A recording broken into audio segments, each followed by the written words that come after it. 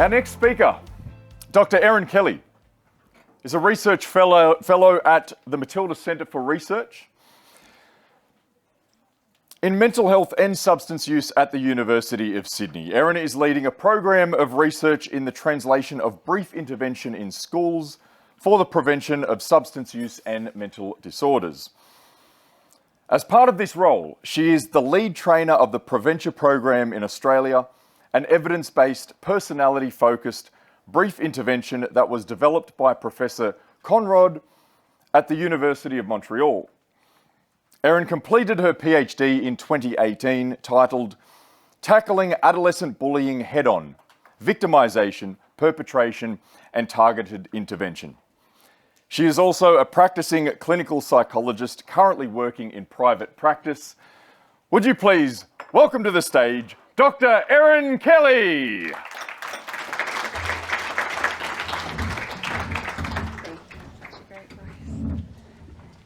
I feel like I'm going to have to up the theatrics after that introduction as well, which I won't. So thank you, everyone. So yes, I'll be talking about Preventure, which is the main program that I work on at the Matilda Centre. Before I get into Preventure itself, I'll just set the scene a little bit with some alcohol and drug use patterns amongst young people. I'm sure you'll be aware of this, just to pull out a few points and how they relate to the Preventure program. And then a little bit about drug and alcohol prevention. Then I'll get into Preventure itself, talking about what the program actually involves, and then its evidence-based. And then I'll just finish up talking about, how you could go about starting to deliver Preventure in your communities.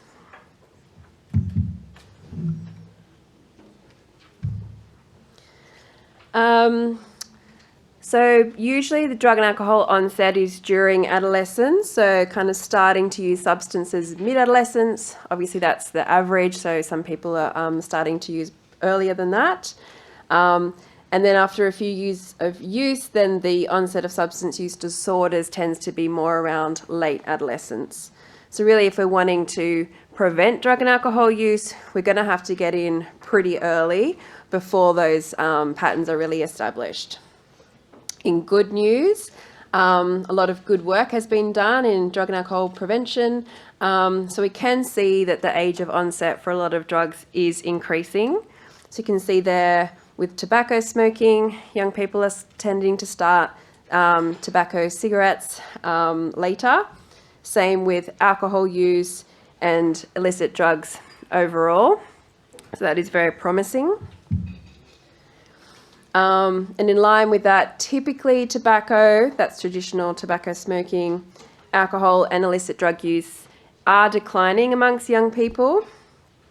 For example, with alcohol, there is a bunch of young people that are choosing to be abstinent from alcohol or at least not start using in their youth. And overall, illicit drug use is declining amongst that group of young people, as well as alcohol use and tobacco smoking.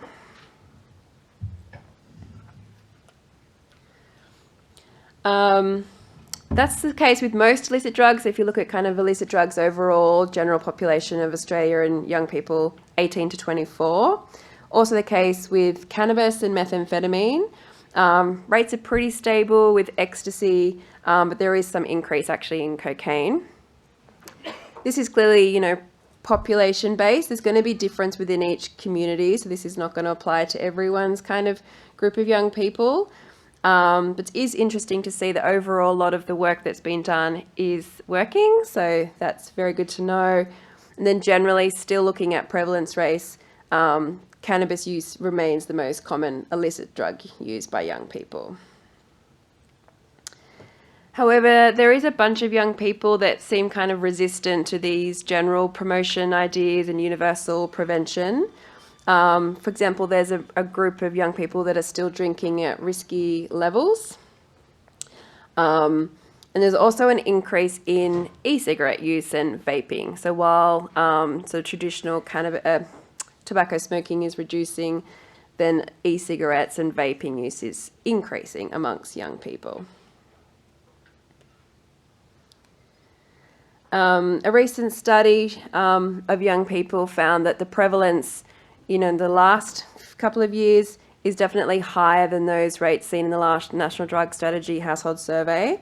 So that gave a prevalence of about 4.5% of young people aged 15 to 24 were reporting recent vaping, whereas this study of 1,000 young people found 14% current use overall, and then within 15 to 17-year-olds, it was more like 10%, and then in the 18 to 20-year-olds, 18%, and 21 to 23-year-olds, 24%. So obviously much higher than what we saw in any of the 2019 National Drug Strategy. Again, there's going to be differences within population, but looking at a whole kind of Australia-wide population, that's a pretty big jump in not too long a period of time. So these things are concerning, so that the fact that there's still quite a lot of young people using drugs and alcohol at a risky level, because we know that that risky level of use can cause a lot of harm. We know that alcohol and other drugs are responsible for about 1 in 20 deaths in Australia, and this is even higher for people with the drugs and alcohol impact even higher amongst those 15 to 24. And they actually contribute to all the top causes of death for young people. So suicide, road accidents, accidental poisoning, and assault. This is mostly focused on alcohol and illicit drugs. So now that the stats would be coming in around vaping, we're probably going to see some more physical harms around vaping, but kind of it's too early to know really the long-term impacts of vaping. But we can suspect that there's more young people now going to be using, nicotine-based products as well. It's even more of a concern for young people because we know that the earlier the use, usually the worse the harm. So early alcohol use can impact on the brain. The adolescent brain is really plastic and it's growing a lot. So you kind of want that process to be happening in an ideal situation. Also with the adolescent brain, the prefrontal cortex is not fully developed yet, and the amygdala and the emotions are really strong. Young people tend to be more risk-taking and impulsive, which is what you want at that age. It's part of the developmental process.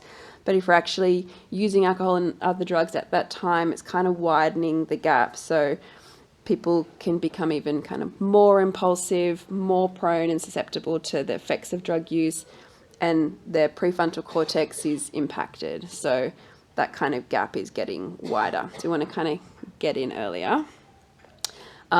If that gap does kind of widen and there's more impacts along time, then you can see those impacts on cognitive functioning, so things like attention, memory, executive functioning, which obviously then further impacts later drug use. So you're kind of really exacerbating that process.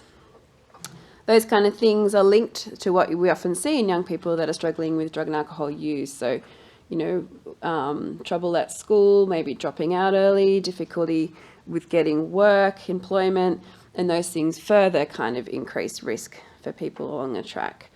That's cut off there, I think, but increased risk of developing substance use disorders. So for all of those reasons, it's such a combination of the actual impacts on the brain, but all of those social impacts that it has really kind of working together to lead to greater risk of substance use disorders.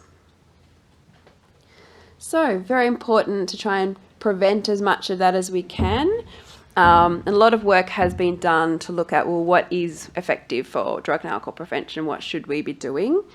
It tends to be, needs to be evidence-based, that there's a lot of kind of programs out there that we're hoping, would work, but if you haven't actually tested them, then you can't know for sure. Also needs to be along some kind of theory, to kind of working out, what are we trying to intervene with here? Having that good idea of what the theory is, and then working it through from there. Being developmentally appropriate, so as you would know with young people, kind of telling, well, actually this is all people, but maybe more so young people, telling them what to do doesn't usually work out so great. So being really prescriptive, for example, is something that's just not that developmentally appropriate. So trying to look at, okay, what young people are really interested in learning about themselves, getting information, being empowered, strengths-based. So trying to make approaches more in line with that. They have to be immediately relevant. Fortunately, lots of young people don't, really care about their health in 50 years. It's like what's going to impact on me right now, and that's what's going to be more powerful. Implemented prior to those harmful patterns of use for all of those reasons I just discussed. If it's within a school, it's most helpful if it's part of that comprehensive health education curriculum. So rather than just kind of going off and doing a one-day thing, it's part that it's built into their schooling in general. Someone mentioned that, interactive exercises can be helpful. Apparently they can, even though it tends to be that we don't like them. They tend to be really effective. So trying to have some kind of interactive teaching methods. And then looking at, okay, how can we overcome barriers to implementation? Which I'll talk to a little bit more at the end with Preventure, but sometimes, they might be really long, or might be really expensive, or might be really hard to implement. So just trying to make things, common sense, trying to make it as easy to implement as possible. This is in line with kind of looking at the public health kind of levels of intervention and where prevention fits in. So luckily we do have really good treatment for substance use disorders. So if, we don't kind of stop that trajectory for some people, there is still really good treatment out there. The problem is it often takes people a long time to get to treatment. So we want to keep the good treatment around, but try and prevent most people from getting there, so we can keep that treatment just for people that need it at that point, get in earlier. There also is pretty good treatment at the indicated level, so when people are experiencing some problems with alcohol and other drugs, but they wouldn't be, say, meeting criteria for a substance use dependence, there are some good, brief interventions, motivational interviewing, which is really helpful at that point. Unfortunately, they don't tend to last, so it's kind of a good, you might do a brief intervention that might increase someone's motivation to change, and they might then, go on to working with someone individually to do that, or they might then decide to go into a rehab later or something like that. So it's a good intervention, but it's usually not enough to kind of completely stop using alcohol or drugs, or stop experiencing problems related to alcohol and drug use. I'll jump selective for the minute and jump down to universal programs. So this is what most prevention kind of looks like, where it's something that's given to everyone. So kind of universal promotion, everyone gets the messages, everyone takes part. There are a few good programs around now, which one of them is our Futures that we look at Matilda Centre as well, which is a school-based, curriculum-based program. So we do find good effects for substance use with our Futures program, and there's a few others that have good evidence as well. But there's just still a bunch of people that don't seem to be reducing their substance use with universal promotion. So what we're doing now is working for most people. We can see overall the rates kind of are dropping. People are tending to delay their alcohol and other drug use. But there is a bunch of more higher risk young people that's not enough for. So what else can we give for them? And that's where selective prevention comes in. So that's kind of looking at, okay, what are some risk factors that we know would be make people more likely to have problems with alcohol and other drugs? And how can we intervene at that level when they have the risks, but before hopefully they're using alcohol or other drugs, or at least at a problematic level? But that comes in before. We don't have to wait for them to actually use drugs and alcohol yet, but it's just that risk factor level. Great in theory, there's just not that many programs that kind of work at that level. And part of the reason is it's really hard to identify people with risk factors for substance use. So one thing could be, we know that one of the strongest predictors of substance use is family history or family use of drug and alcohol use. So one great way of intervening is around, okay, if we're working with the families, then that can be a really great level. That's obviously something that's kind of tricky to do within a, say, like a school context. So then there was a lot of research looking at, okay, what's an easier way to kind of screen people that we can look at a risk factor and then we can intervene in some kind of, school or kind of big general population level. And that's what led to the Preventure project or Preventure program. So kind of looking into what are some risk factors that we can use that's pretty easy to screen, that we can intervene with people earlier along in the trajectory. There's a lot of work put into looking at personality. So that's just basically how you tend to think about things, how you look at the world, your general way of kind of responding emotionally, what you kind of do. So it's just a combination of your genetics, your temperament, how you're born, in combination with your environment, which is kind of nice because it's pretty broad and it kind of saps up most things. There is good evidence for your personality linking to drug and alcohol risk, but also just a lot of other things in the world that you would know, your personality kind of that impacts on your relationships or how you work or how you just are in the world. So it's a nice broad risk factor that we can look at that's impactful for substance use, but also just generally something that people can work with and that is that people relate to. A benefit of looking at personality, apart from it kind of being so broad, is that then we can look at drug and alcohol use or look at risks for drug and alcohol use before people actually are using drugs and alcohol. So we know that there's certain personality traits that do predict later alcohol and other drug use problems. So we can actually look at those and then we can intervene on the personality without having to wait for there to be any kind of problematic substance use down the track.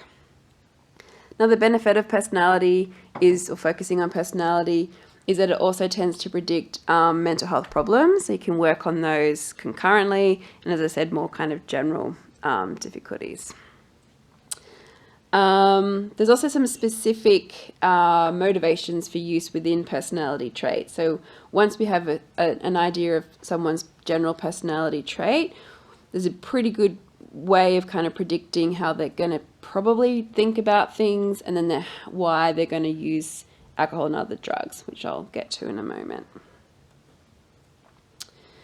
So this is the Preventure program. So it was originally developed by Professor Conrad, as discussed. After all of that research looking at risk factors and really establishing personality as a risk factor, and now a lot of work's been put into actually disseminating the program. I'll go through the evidence base shortly, but first I'll just tell you a little bit more about what it is and what it involves.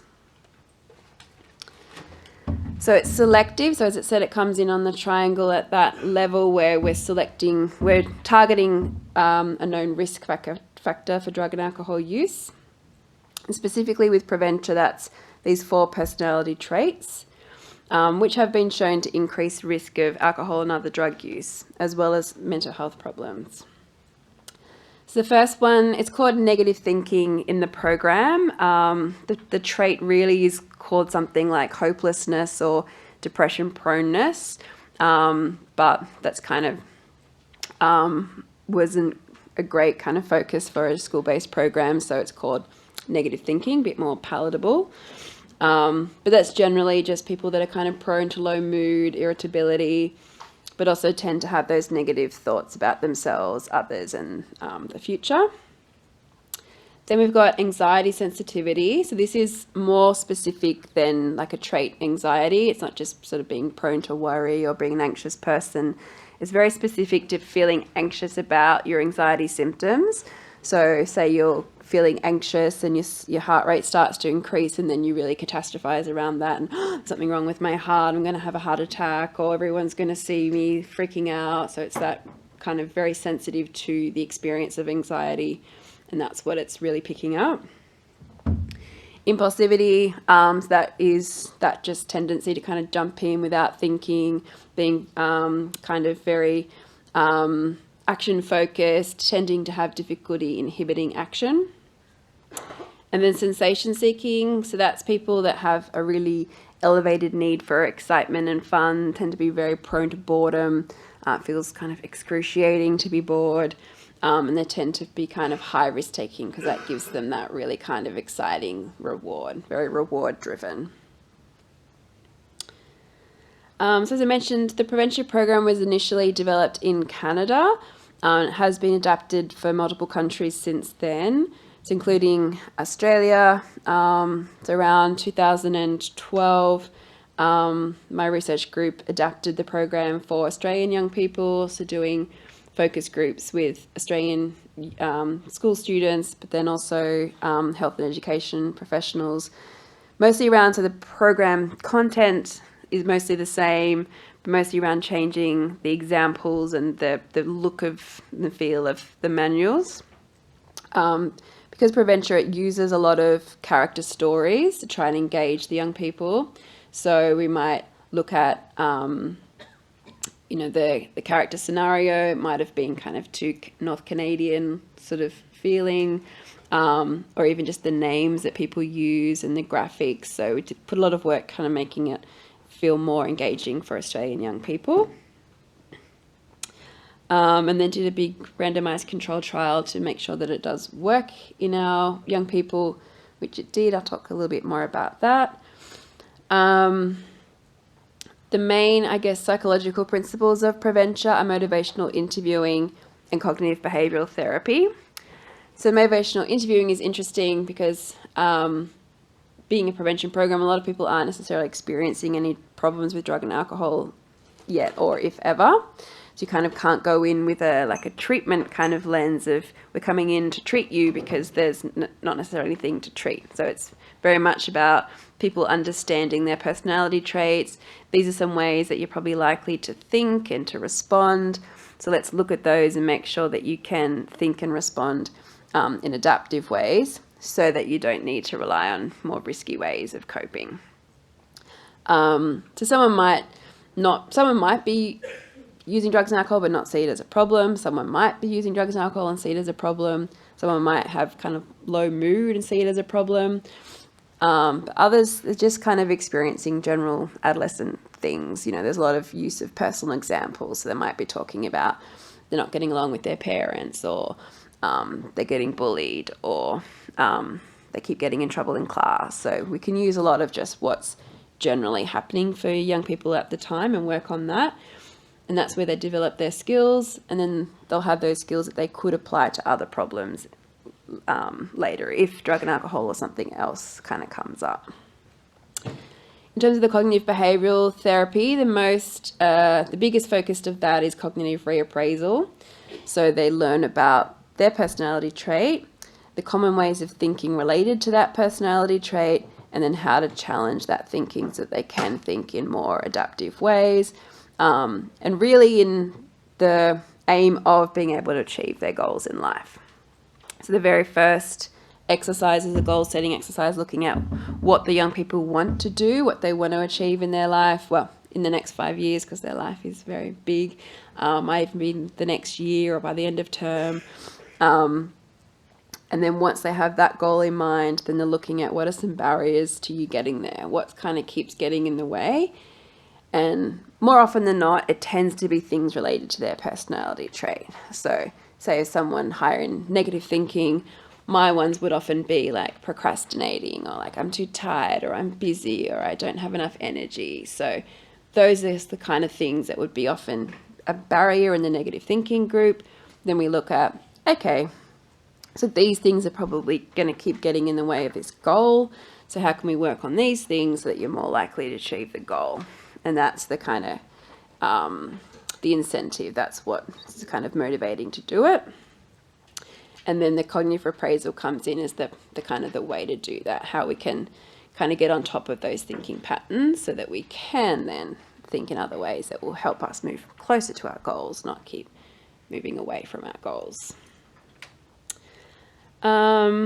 There's a range of exercises to be able to do that. So as I said, that initial goal setting exercise is really important. That's also where we introduce the personality trait. So there's a lot of work has gone into thinking about how to kind of present Preventure so it doesn't feel like you're saying there's anything wrong with their personality trait or that they're feeling like they're labelled. So they're not told about their personality trait until they're actually in that group. Then they go through the goal setting exercise in that way to kind of look at, how might this be kind of relevant for me? And then after that, that personality trait is introduced and described, and then people kind of look at how much they relate to it. So even though they've screened in, it's a pretty low bar to screen in, so there is going to be quite a range. So there might be people that are like, oh, yeah, okay, sometimes it's a little bit. Other people that feel like, yeah, this is pretty relevant to me. And then there will be a bunch of people that like, oh my gosh, this is like me on the page. So there will be that continuum. And that's the same, the personality traits are not particularly unusual personality traits. They're pretty common ones that we all kind of experience at some point.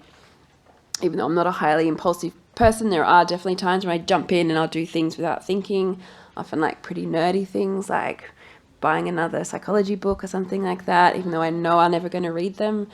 Actually, that might be more sensation seeking. I get excited about that. Anyway, I do those things, but they're definitely not my highest traits. And then anxiety sensitivity, even though we might not all be able to relate to that fear of the anxiety symptoms, we can relate generally to kind of anxiety. So a lot of it will kind of make sense to us anyway. Decisional balancing, that's more kind of looking at, okay, it makes sense that you want to do something to cope with this. So if you're feeling, say the sensation seeking one, that boredom is so intolerable, you just can't stand that bored feeling. So of course you want to just get rid of it. You want to do anything you can to kind of feel better. What's the harm around this? And this is still done with characters. There's nothing personal in the whole of the first workshop about how do you, your way of coping. So it's very much like, okay, let's introduce this character that just can't stand this feeling of boredom. Of course they rush in to try and deal with something, to try and get rid of it. Just, whatever, it feels like a relief in the moment. It makes total sense.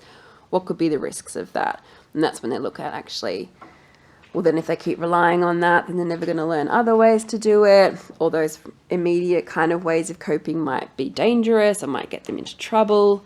And then on a bigger picture, those ways of coping are not helping them move towards their goal. They're often kind of keeping them from achieving their goals. So that's where decisional balancing is brought in.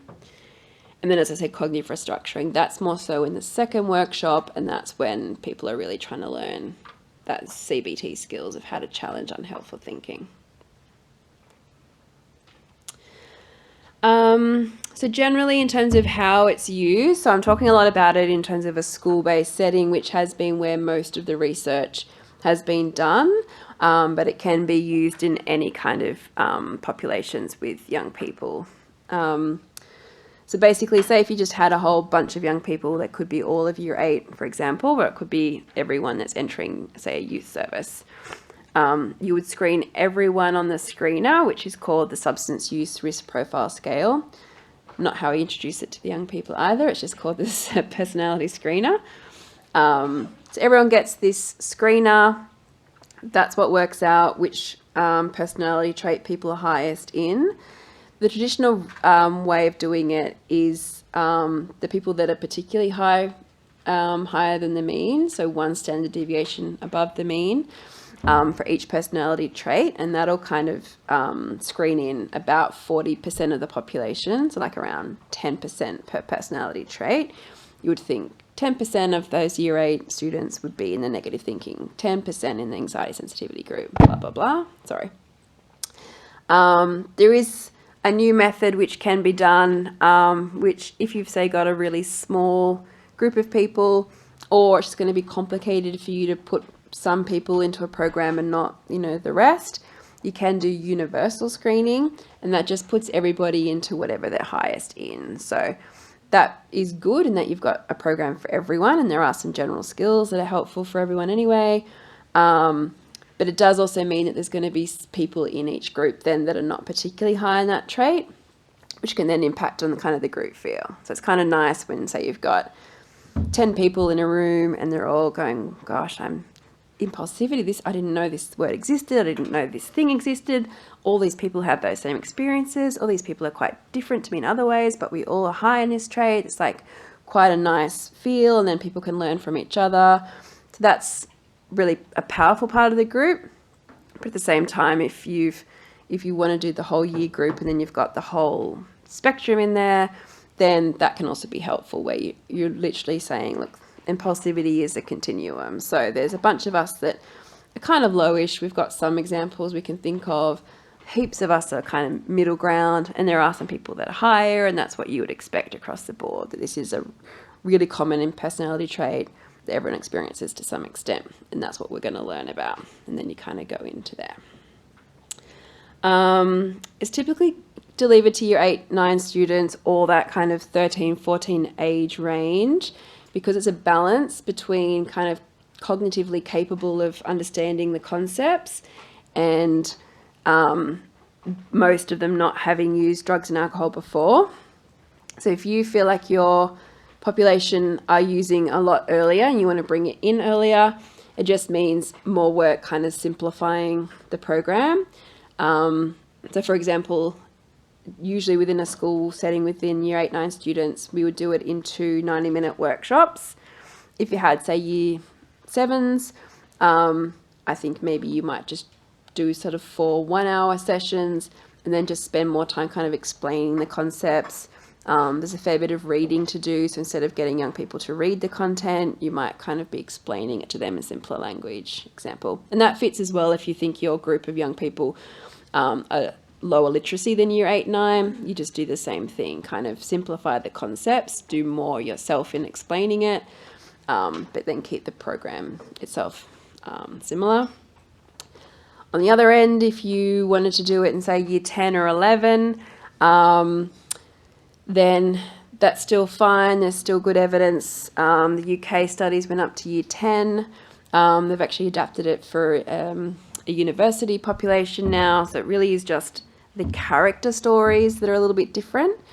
So you might find some of the examples are kind of not so relevant to your older ones. They might find them a bit younger. So then you might just get them to kind of think about some other examples that would fit more for, their age group. But again, the content itself would be still effective. Approach to. So this first, it's do 90-minute workshops. So ideally, you would do them 1 or 2 weeks apart, just so that people have practice in an ideal world, have time to practice in an ideal world. Even though most of them don't practice, I still think it's helpful for them to have like a bit of gap in time, just to be out in the world with this knowledge and see if they notice anything, or if they do kind of use those skills when they're out, in between.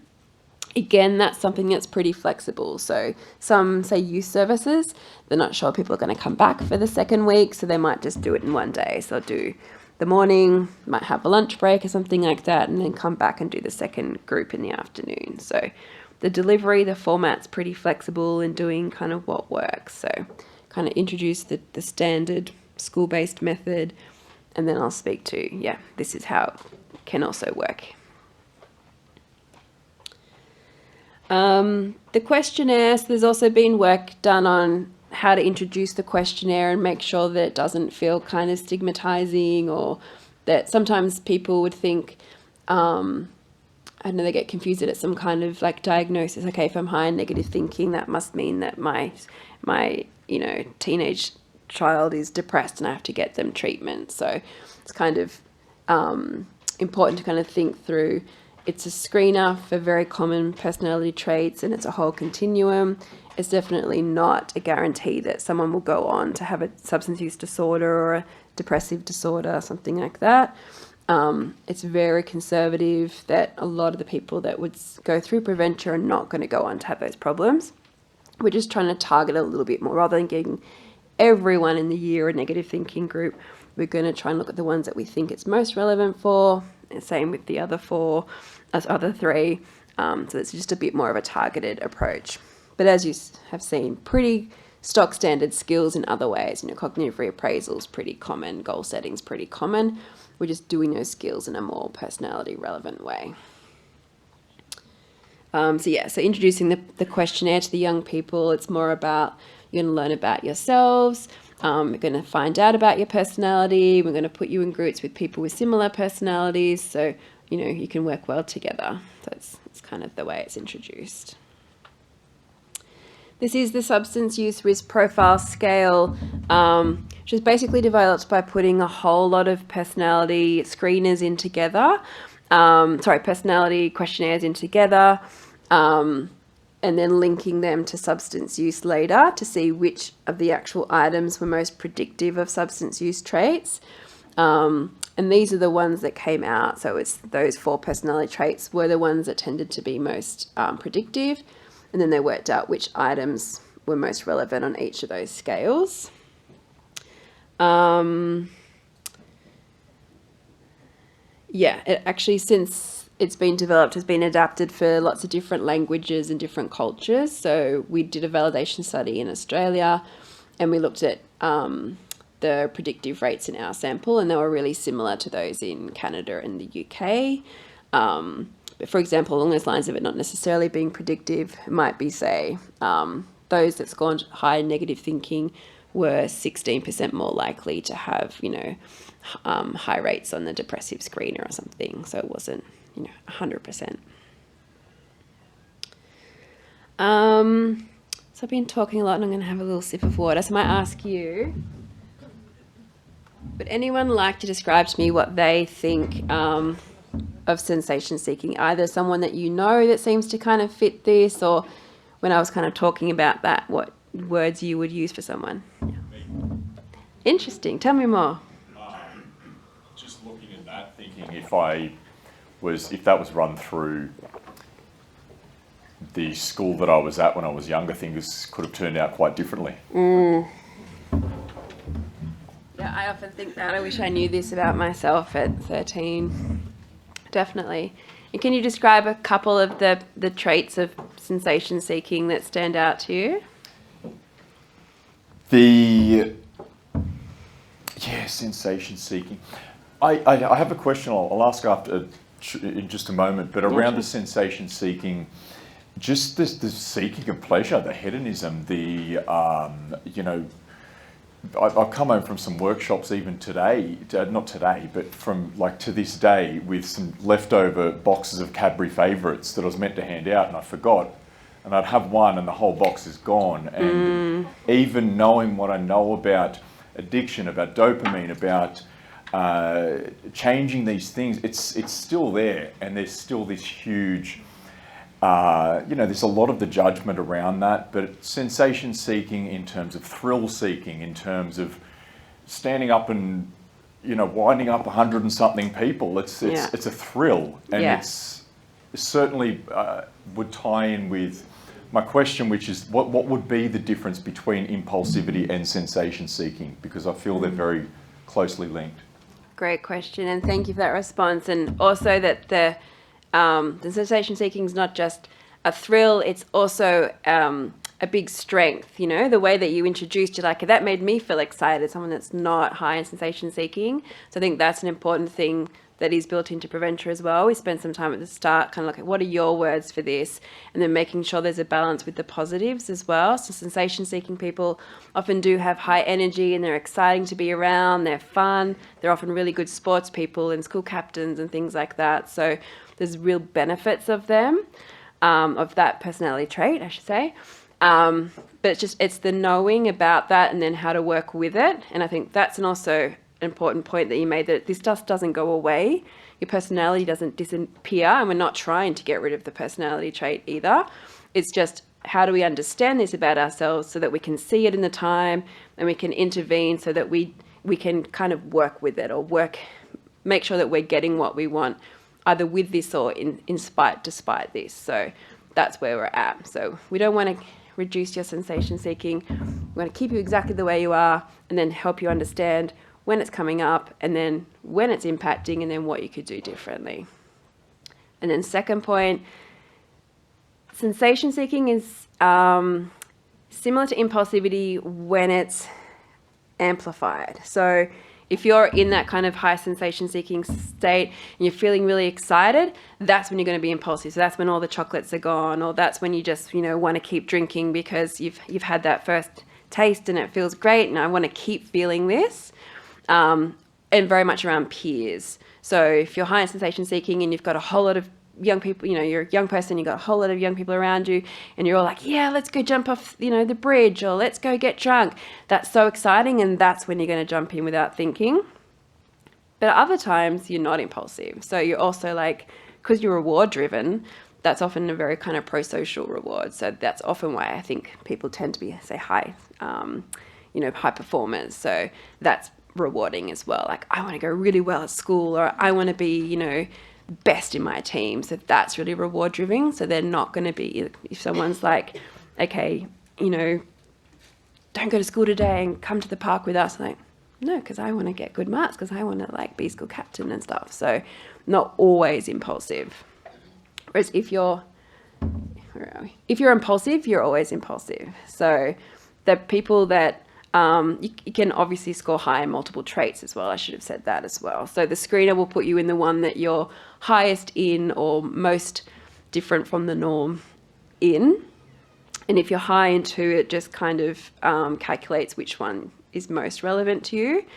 So you might be high in sensation seeking and impulsivity, but impulsivity is different in that, there's just a general difficulty in controlling inhibition. So even though you really want to go well at school, you're in class and someone talks to you and you talk to them, you get in trouble for not listening again. And that's it's constant.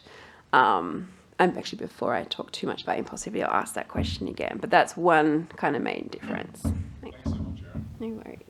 Yes, I just had a question in regards this program looks good in theory and on paper, but when you look at the way young people and high schoolers behave, especially year 7 and 8, like I have a child in year 8, I'm just concerned that doing a group self-diagnosis session could be quite dangerous, and then labelling and then break up into groups and, I'm in the depressive group, you're in the impulsivity group.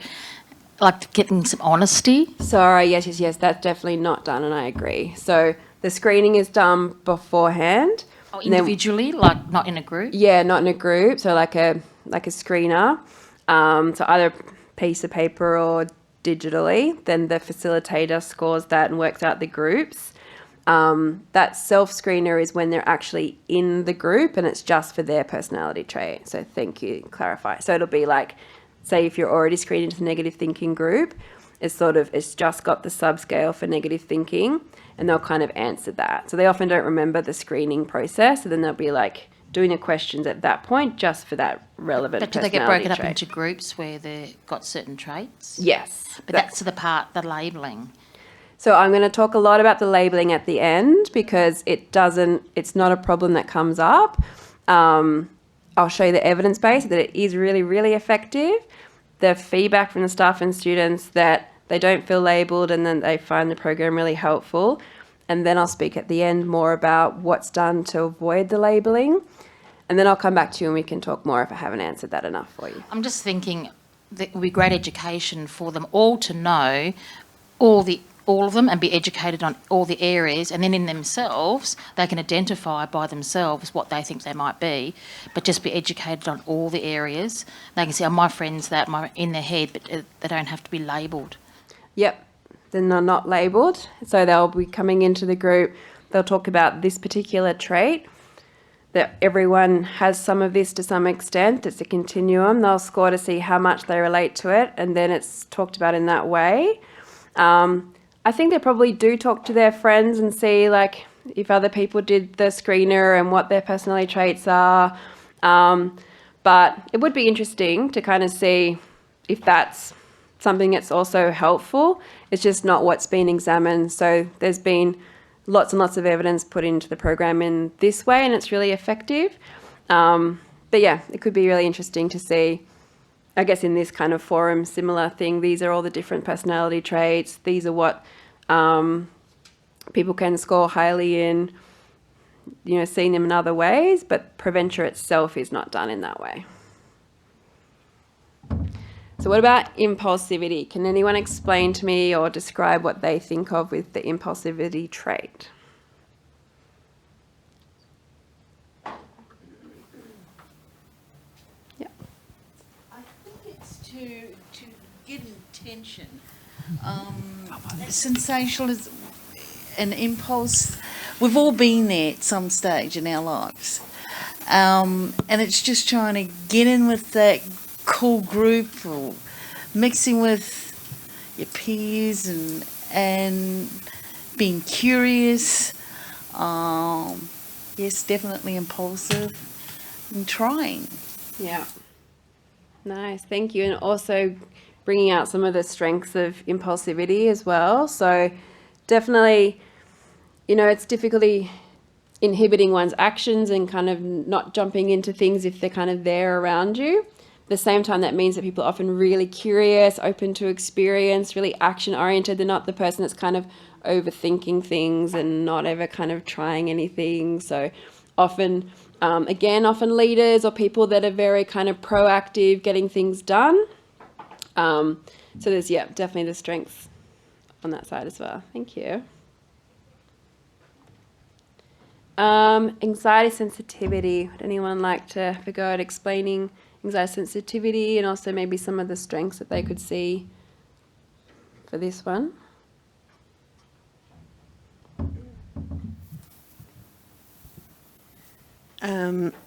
I see that as it's catastrophizing.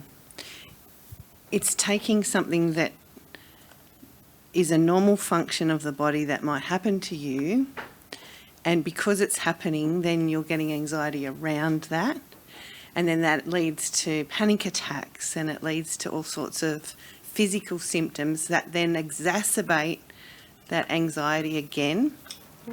But those people are really empathetic and they have beautiful hearts and they're soft.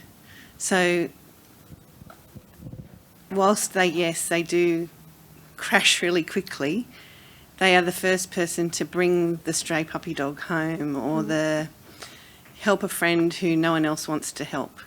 So that's my take on it. Thank you. Wonderful. And yes, so true. Definitely evidence that they're more prone to panic attacks, panic disorder, somatoform disorders, so anything that's related to like that fear around your bodily sensations. But yeah, tend to be highly conscientious, tend to be highly sensitive and empathic, and the people that you want to be talking to when you're going through something. So definitely. Actually, I'll go back to that one quickly. Often these people, when you're running the groups, they're kind of quieter in the group, so you might not get as much of that kind of group feel and talking about the personality traits and having that group discussion, which you'd see more in the externalizing traits.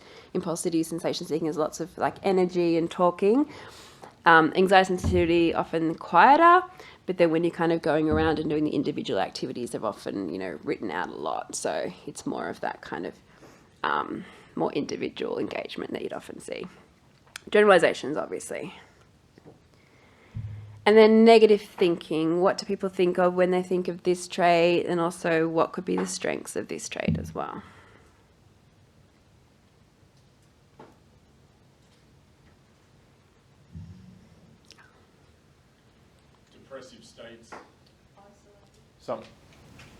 Depressive states, and some of the positives that could come from this is really being mindful of threats. Rumination can often help someone analyse a past situation that hasn't gone well. Winston Churchill had depression and he looked and saw the dark clouds on the horizon while everyone else was ignoring it. Yeah, totally. Yeah. So people, this trait definitely, more kind of, you'd see more often kind of those low moods, low states. Also, this doesn't necessarily always look like sadness. It can be like anger and irritability. And then real strengths is that problem solving, being analytical. So that's actually something that is mostly helpful. It just means when you get stuck on something, then that's when it can be unhelpful, or when it's more kind of in that kind of overgeneralization kind of area, that not having that flexibility in that thinking. So these are some of the ways that these personality traits have been linked to different patterns of drinking. So with negative thinking, actually found to start drinking earlier. Once they do a really heavy kind of pattern of use, and their motivation for drinking usually is drinking to cope. So kind of trying to escape those feelings of, emptiness or feeling down. It's more of an escape method. Anxiety sensitivity often don't drink till later. They're fearful of anything kind of changing in their body, so they're not that keen on sort of getting drunk and having that lack of control. But often once they do start drinking, say in a kind of a socially accepted way, once they're 18 and everyone's drinking and they feel that kind of feeling, such a nice drop in their anxiety that it can be really reinforcing. Oh, this makes me feel a lot calmer. Oh, this makes me feel a lot more confident when I'm out at a pub. So they're more prone to developing a dependence on alcohol because of that. Sensation seeking and impulsivity, pretty similar in that they both relate to more early onset drinking, but a little bit different in terms of the pattern. So sensation seeking, it's more like a binge drinking. You wouldn't often find them kind of, drinking at home alone. It's more of that kind of exciting party feeling or with peers. They do tend to experience more alcohol-related harms, more to do with the way that they're drinking. So say you're getting drunk and doing dares and stuff like that. So kind of risky behavior when drunk. And they're drinking to the enhancement effects. So alcohol is really rewarding for their brain. So when they have a drink, that feels great, and then they want to keep feeling great, so they'll drink more to feel even better. So that's their motivation for drinking. Impulsivity, more just drink because it's there. So if they're at a party, they'll drink. If it's around, they'll drink. So it's not so much, not so much a way of coping necessarily, as much as just they have trouble kind of saying no or not doing that thing. In terms of mental health, then negative thinking, you wouldn't be surprised to hear, is more linked to later depression, and anxiety sensitivity more to panic. Again, it's not prescriptive. It's not if you're high in these traits, you're definitely going to experience these problems, just increases the odds. And sensation seeking and impulsivity more generally to kind of antisocial risk-taking behaviours. So as I mentioned, Preventure has a really big evidence base. So it's one of the most effective drug and alcohol prevention programs in the world. So it's been, sorry, is that a question? Yeah. People, and you've got the 4 personality traits. Like, what if they're overlapping and they have multiple personality traits? And how do you manage that? Yes. So research-wise, in these kind of trials, they get kind of forced into one category. So there's a scorer, and it'll put them in whatever they're highest in, even if it's 0.1 of a decimal point, and they'll just do that group. But in a real world, you can do multiple groups. Depends on logistics and how many resources you have. So say their highest is impulsivity, but they're also really high in negative thinking. You might run them through the impulsivity group, but then if you're running it again next year, you might pop them in the negative thinking group. Or say if you can do a booster 6 months later, you might do it one-on-one with them with the negative thinking. So you can be more flexible in like a real world delivery. Yeah. So Preventure's been examined in 8 randomized control trials around the world. The yellow scar is our Australian study.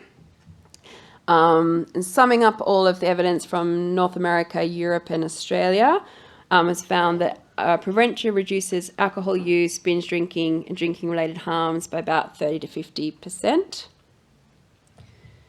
Looking in more specifically to our Australian study, we found that relative to those in the control schools, students in the Preventure schools had significantly lower growth of alcohol use over time, significantly lower growth in binge drinking, and significantly less alcohol-related harms over time. We've also done a longer-term follow-up of that study. So those effects were 3 years. So even after the 2 90-minute workshops, 3 years later, we were getting those effects. Now we've looked at the 7-year outcomes, and we're finding that there's still effects at 7 years. So for a really brief intervention, there's still effects 7 years later. There's also been evidence for Preventure for other drugs. So we found that it reduced the odds of tobacco smoking at 3 years. This was just traditional like smoking at this point, because this was from our 2012 study. We are looking, we have vaping in our more recent study, so that will be interesting. But looking at tobacco in those days, that was effective. In the UK, they found the effects on substance use still visible 2 years later. Also effective for cannabis still 2 years later in cocaine. We also have found evidence for mental health. So as I said, even though it's a substance use prevention program or designed as a substance use prevention program, those personality traits also map onto mental health problems. So we found that it reduced symptoms of depression and anxiety, conduct problems, and hyperactivity 3 years later. We also found it's reduced the odds of suicidal ideation 3 years later. In the UK, they found reduced depression, anxiety, and conduct symptoms 2 years later. They also looked into more specific effects within the personality traits. We didn't have the power to look within each personality trait, but they looked at within anxiety sensitivity group, it did reduce panic attacks. Within the anxiety sensitivity group, it reduced truancy, which I would have been thinking of truancy as more of a, impulsivity kind of behavior, but they were saying it was more kind of skipping class, not going to school because they were anxious. So that was improved. Impulsivity group had reduced shoplifting. There's also some work looking at some of the contextual factors. So even though we are looking at, a high risk group, there was some concern, what about for groups that are more vulnerable, say low SES? And they found in the UK study that the effects were still beneficial for they did lots of low SES schools in London, and the effects were still effective. And they've also looked within those that had been bullied, if program was still effective. I looked at bullying for my PhD, so Preventure effects for those that had been bullied. And I found that the ones that had reported being a victim of bullying at baseline had reduced victimization by 3 years, as well as reduced suicidal ideation, emotional symptoms, and conduct problems. The group of people that reported having bullied others was quite small because I couldn't see as much in there, but amongst the girls, there was reduced suicidal ideation, there was reduced conduct problems, but I didn't see any effects for reduced bullying perpetration. Overall, the participants really like it. So these are some of the big things that came up from Canada that they really liked, kind of sharing with other young people, hearing about themselves, hearing about other people, learning about themselves. Most of them enjoyed it, but obviously there's always going to be some things that people don't like. So some people find it kind of uncomfortable to share. Some people talking too much. Some people thought it was too long. Some people think it's too short. They really like learning about their thoughts, goals, coping, actions, anxiety. Some of the changes they were considering: changing the way they think, changing themselves, asking for help, their feelings, their goals. There's lots of research happening in Canada kind of from this point. So I guess they've got really good evidence base, know the program works. Now they're looking at different populations and different kind of ways of modifying it. So looking at a perfectionism trait. So because there's a lot of concern around eating disorders, well, everywhere, but in Canada there was a call out. So looking at people being high in perfectionism as a risk factor for eating disorders. So looking at a study on that. As I mentioned, the one in university students. Looking at Preventure for opioid use, an Indigenous version of Preventure in Canada, and then youth in care. So because most of the research had been looked at within schools, they've adapted it for welfare settings and added a bit more around trauma and looking at Preventure in trauma settings, which they haven't published yet, but I know they got good effects for that, which is exciting. I will whiz through this one because I want to get to the implementation. This is just some of our ongoing research in Australia. So we're looking at a study where we trained teachers to see if they got similar effects. It was sadly very much impacted by COVID, so we're probably not going to really see much on the effects, but we did get a lot of information on what they thought of the program and kind of suggestions for how to roll it out. And just, I'll say as well, just the stats for tobacco and e-cigarettes was pretty in line with those stats I went through, that we can definitely see smoking was not a big thing, but e-cigarettes was about 9%, and pretty high rates of anxiety and depressive symptoms, and those conduct problems. But yes, the students that did Preventure, they rated it really highly, thought it was helpful, that it was easy to understand, and that the skills would be useful. So saying things like, I felt like I wasn't alone, I got to connect to other kids, it gave me a better understanding to deal with hard situations, being able to talk and not feel like I was getting judged. What I didn't like, it was uncomfortable sharing in front of a group setting.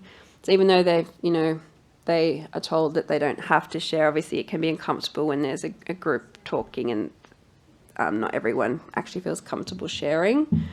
It was awkward at times, which I agree with as a facilitator. I can definitely feel awkward when there isn't kind of much sharing in that group environment. We need more food. Actually, often the positive ones are like, we like the lollies. It's encouraged to, ideal world would be to have a meal, particularly if it's like an out of school setting, but we definitely always brought like muffins and lollies and stuff, and that was often the thing that they most liked about Preventure. The teachers also tended to like it. So these are the teachers that we trained, not just kind of across the board teachers, so that they were facilitating the program. They thought it'd be really effective and useful. They felt pretty confident delivering it, thought it was pretty easy to deliver.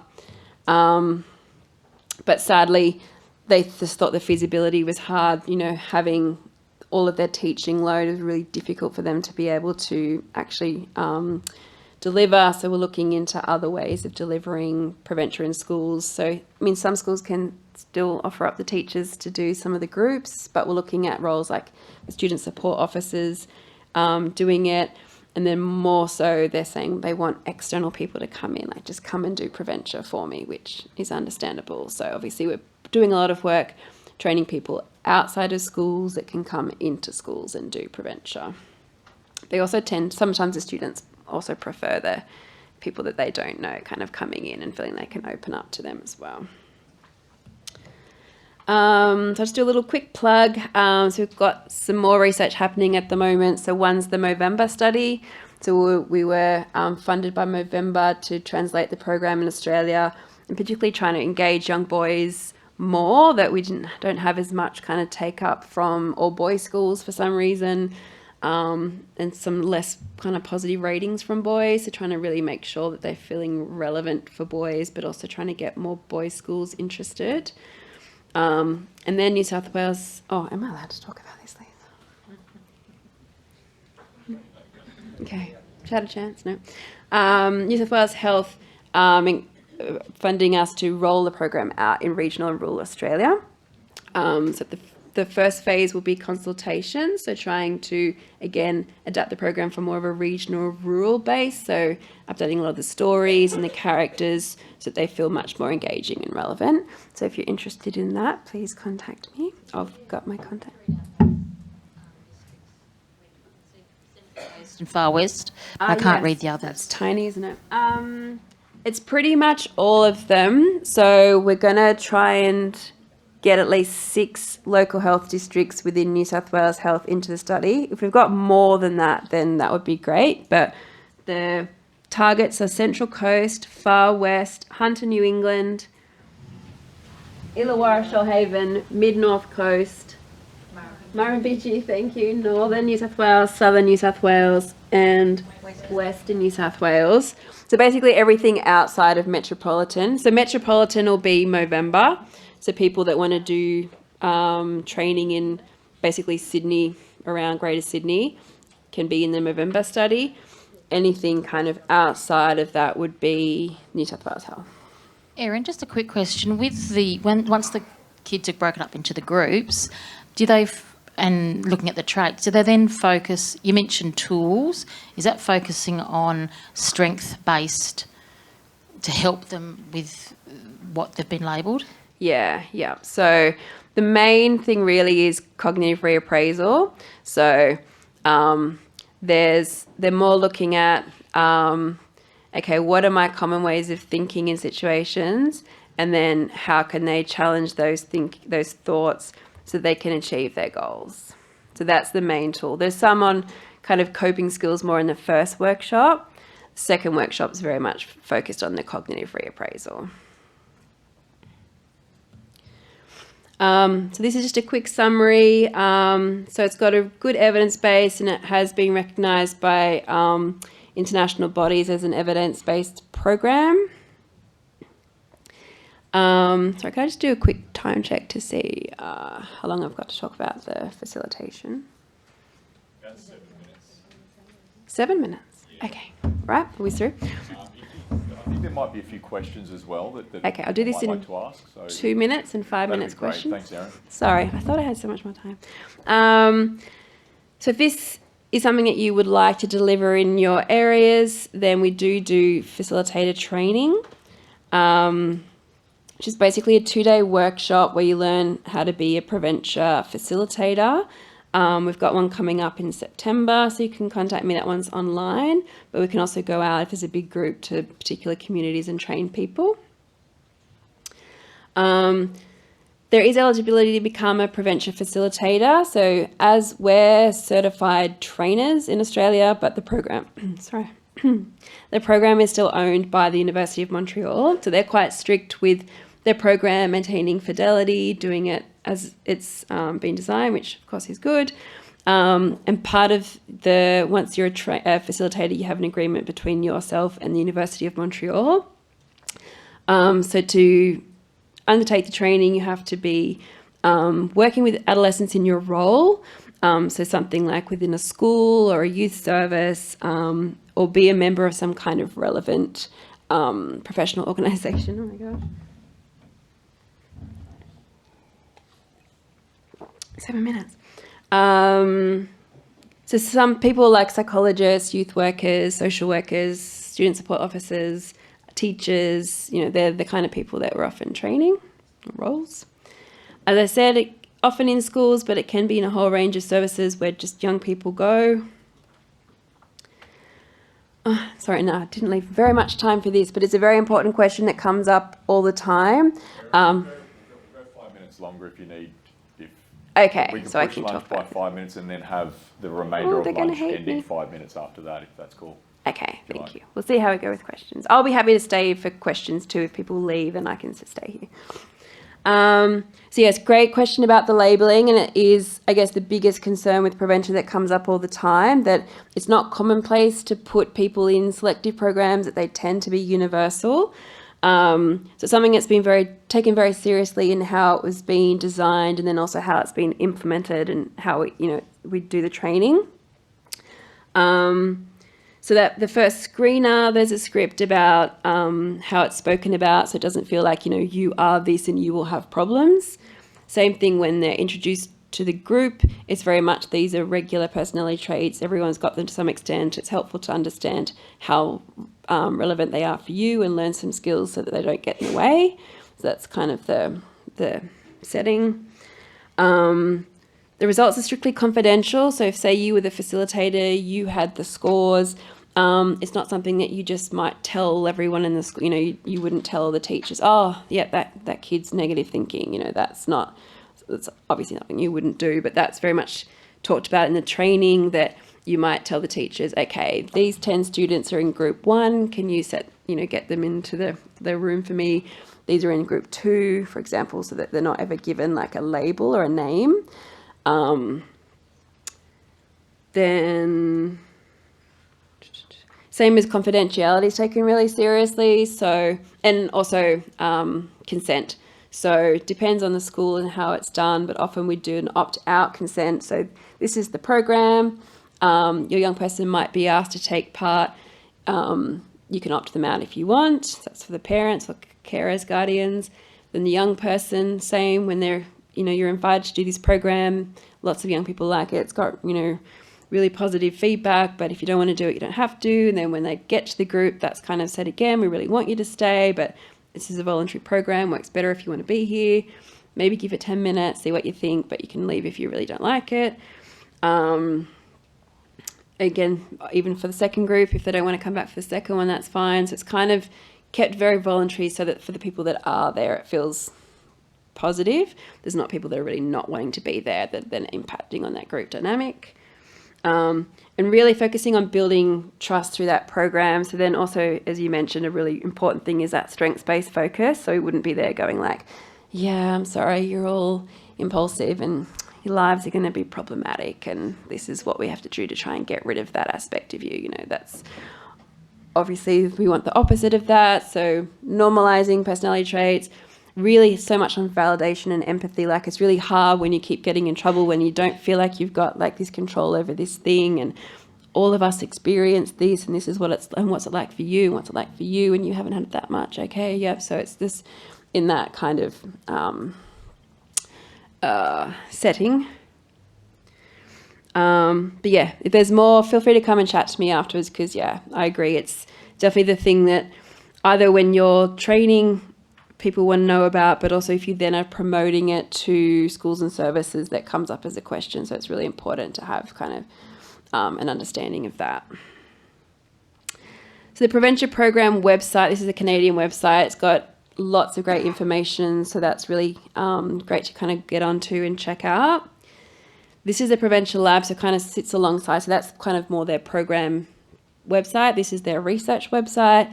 So you can jump onto this and get kind of lots of current research about what's happening in Preventure generally. And they include our studies in there as well.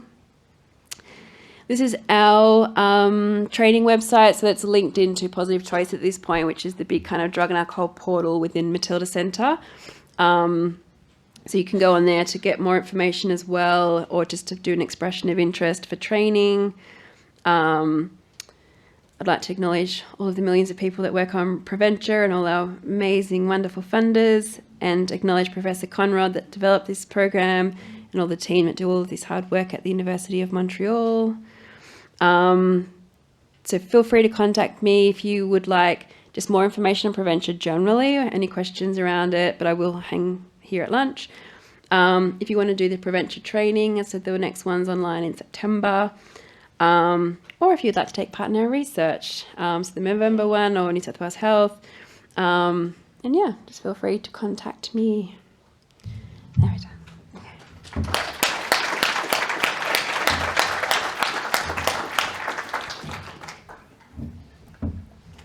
We have time for some questions if anybody would like.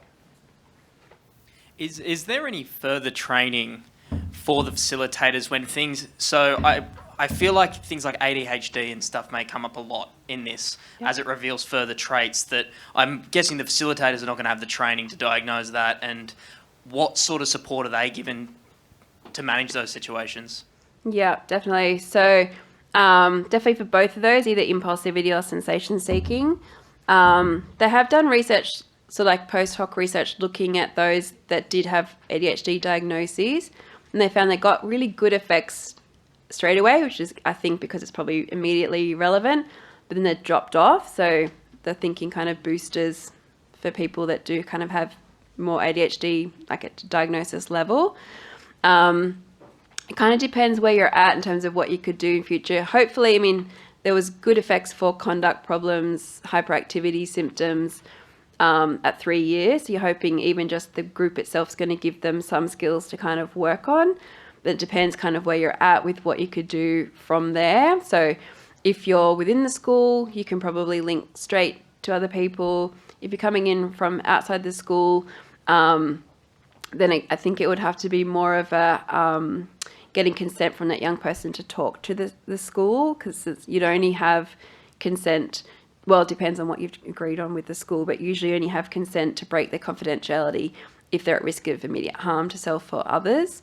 So if it's more like you're thinking, oh gosh, I think this person's probably has ADHD and they're not getting enough support, and you wanted to pass that on generally, then it might be more of a, yep, the group went really well. It really felt like it was very relevant to a lot of people. How's it going with, say, ADHD in your school? Is there a way of kind of screening people?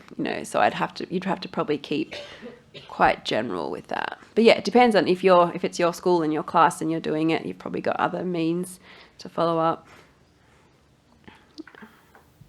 I know you talked about the fidelity of, I'm over here, about the thing, keeping it as group work, but could you deliver it individually, like one-on-one? Yeah, sorry, I forgot to say that. So most of the research trials have been done on small groups. So now with the universal way, you can go the other way, particularly with people that are used to doing bigger groups. If you're screening universally, you could do like a bigger group. At the same time, if you have a smaller population or you want to do kind of a booster or follow-up, you can do individually. So some of the people that we've trained, they might go do it in a school in a group setting, but they might also see, if they're, say, a school counsellor, then they might run through the program with people one-on-one as well. So it's definitely just, like a treatment that has, great things like goal setting and motivational interviewing and CBT that you can use one-on-one. It's just the research is more based on that kind of traditional small group setting. So yeah, I can't 100% say it works in this way individually, but I can't imagine that it wouldn't. Yeah, it's just like using CBT with a person one-on-one. No worries. Everyone's probably hungry. Yeah? Erin, that was incredibly thorough, very well explained. Thank you so much. My question is, at the start you mentioned the universal programs. There are very few out there which are effective at a universal level, and there are some negative effects.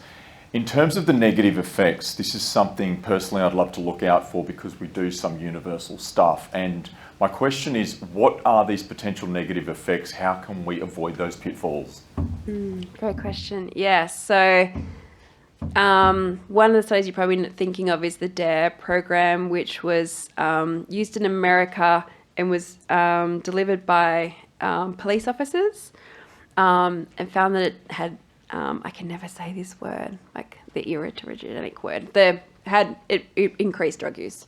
So having a police officer stand up and tell people that drugs are bad and don't do them made the adolescent brain go, ooh, I want to use drugs, and then they increased. So I think anything that's very directive, drugs are very, very bad and don't do it, it's just not going to land well, because for most young people, they're not bad. Most people are having fun and doing it for fun, and that's just not going to fit for them.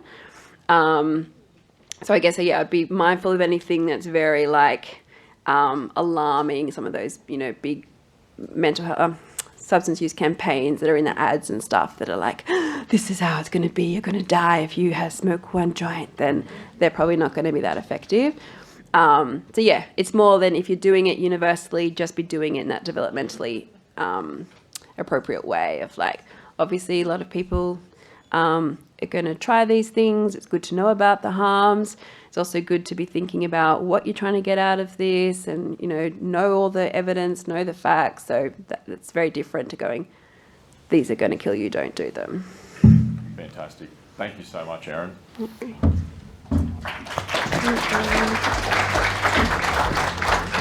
you, Erin.